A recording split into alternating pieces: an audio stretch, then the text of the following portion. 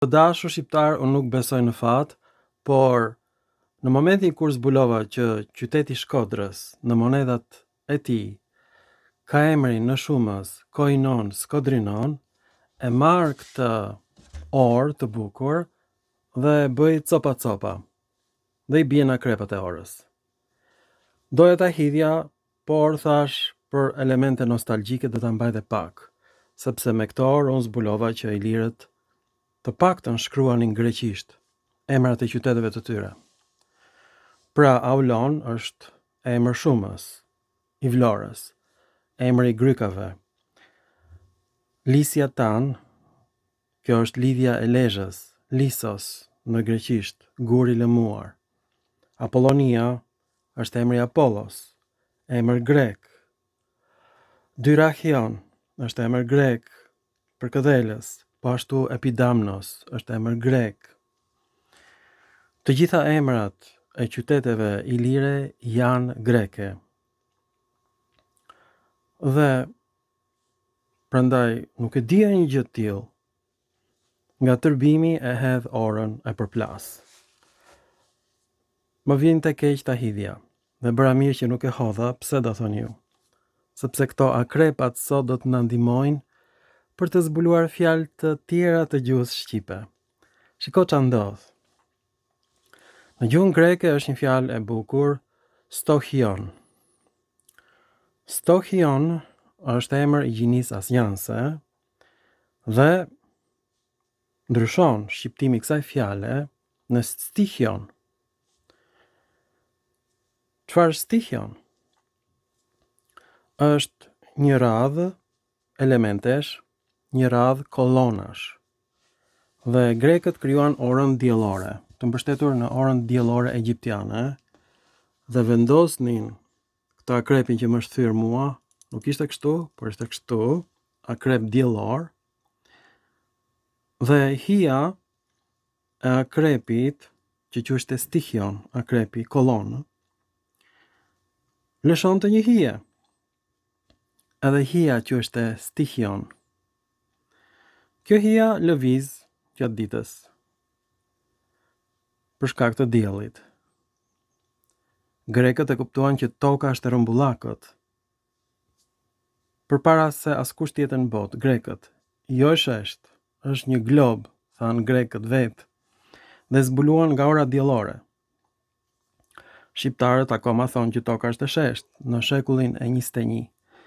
Grekët këtë e zbuluan aty nga shekulli i 5 para erës sonë që toka është e rrumbullakët dhe krijuan orë diellore të mbështetura mbi orët diellore egjiptiane. Pra kjo kolona që është stichion, po dhe hija e saj që lëshonte është stichion, që në greqishten më vonshme u bë stichio. Do thot hije e orës diellore. Kjo hije e orës diellore bëhet në gjuhën shqipe hije, stihi, fantazmë. Është në gjuhën arbreshe, edhe sot e kësaj dite, është dhe në gjuhën e arvanitasve në himar. Nuk janë grek, janë arvanitas të helenizuar. Dhe ata kanë fjalën stihi, që do thot fantazmë, që lëshon flak nga goja. E ç'a ndodh tani? Në gjuhën greke është marrë nga shqipja kuptimi i fjalës fantazmë, nuk ka qenë në greqishten e lashtë. Është marrë nga arvanitasit, ka hyrë në greqisht, se arvanitasit ishin ignorant. Nuk e dinin që kjo ishte hija e orës diellore. Ishin analfabet arvanitasit, dhe janë. Mund të lexojnë libra, po janë kokdrilon, si të gjithë shqiptarët dhe ilirët. Pra, hija që lëshon stichioni në greqisht, quhet stihi në gjuhën arvanitase, hija, dhe bëhet fantazmë. Bëhet fantazmë që nxjerr flakën nga goja, bëhet erë e vrullshme, erë fantazmash. Pra shqiptarët mendojnë që era që fryn shkaktohet nga fantazma që nuk duken. Shiko sa metaforë bukur është gjuha shqipe. Por nuk është metaforë homerike e bukur, por është metaforë e shqiptarëve kokëtrash, që nuk e din që kjo është hija diellore. e stihionit. Dhe në gjuhën shqipe bëhet hije, fantazmë, stihi. Në gjuhën e Cakonjas hyn kjo fjalë dhe bëhet stuhi. Edhe në gjuhën shqipe, stuhi. Eqerem Çabej thot fjala stuhi është krijuar nga fjala slave duhi, që do thot frymë, shpirt, plus parashtesën s. Sepse Eqerem Çabej nuk dinte greqisht. Të më dalë mua vajza e Eqerem Çabejt të vëj dorën në Bibël, të majtën, dhe dorën e djathtë në Kuran, dhe të betohet që Eqerem Çabej dinte greqisht, unë nuk bëj më filma të tjerë. Pra, Eqeremi nuk e dinte që në gjuhën e Cakonjas dhe në Shqip, ija bëhet u.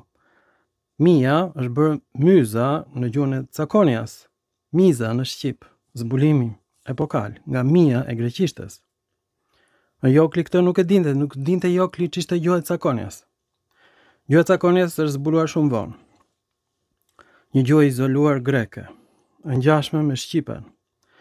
E pra, stihioni pra, nga kuptimi një resht kolonash, nga stihos, resht. Fjalë përkëdhelëse bëhet stihion, bëhet në greqisht stihio, hije. Edhe në Shqip stihi është hije, fantazmë, që shkakton stuhi, ere fort. Rufe, në gjuhën shqipe, arvanitase. Edhe në greqishten e folur në himar, ka kuptimin e stuhis, rufes, fantazmës. Pra, stihi dhe stuhi kanë të njëjtën origjinë.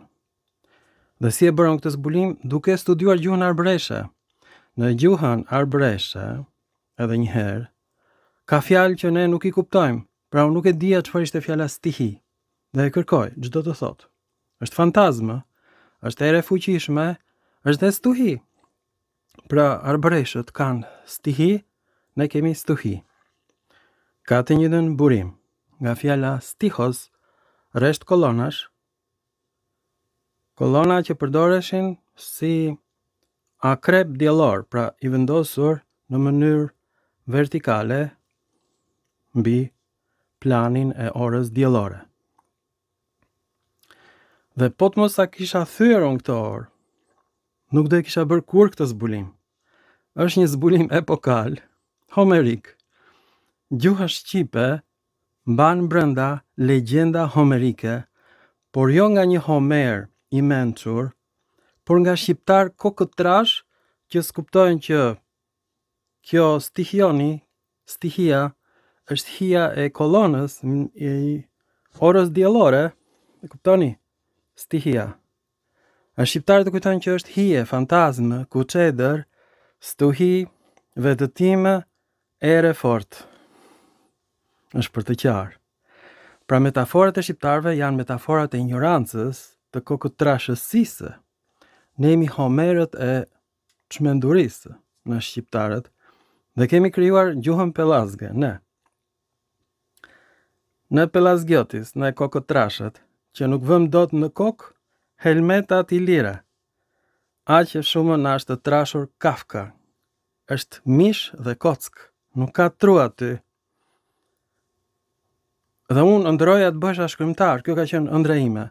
Më ka bërë mua shkrimtar gjuha arvanitase të dashur shqiptar dhe gjuha shqipe, dhe arvanitasi të kthyer në grek, në himar. Këta mua më bën shkrimtar, sot më bën Homer.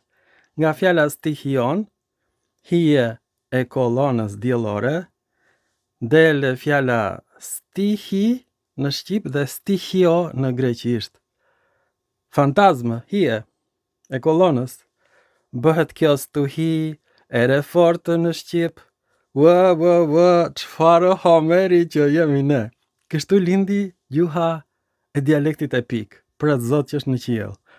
Shqiptarët marrin, domethënë gjyshrit tanë, ilirët, marrin fjalë greke, ho brindos, ja heqin tretën e shquar ho dhe e kthejnë në brindos. Brini në Shqip. Marrin fjalën ho lembos, varka, trajtë shquar ho ja heqin dhe lënë lembos, fjalë ilire, varka. Kjo është gjuha ilire. Fjalë greke pa formën e tretës së shquar. Dhe grekët e quajnë gjuhë artificiale, nuk ka folur njeri dialektin epik. E kanë folur qytetarët homerishtën. Dhe fjala Homer është sharje në greqisht, do thot peng. Gomar, njeri që i kanë marrë peng, trut. E pra këta janë Homerët tanë të dashur që nuk e dinë që stihion është hija e orës diellore. Kjo është stihioni, stihia arvanitase arbëreshe. Unë kam mësuar gjuhën arbëreshe. Ju nuk kuptoni fare arbërisht. Dhe a them kështu me sinqeritet të plot. Që të kuptosh arbërisht, duhet të mësosh greqisht. Ndryshe s'kupton as një fjalë arbëreshe dhe as një fjalë arvanitase. Janë fjalë greke me sintaks të shqipes. Ju faleminderit të dashur Pelazgë, në filmat të tjerë shkencor stihia e kolonës së orës diellore. Ju faleminderit të dashur Pelazgë.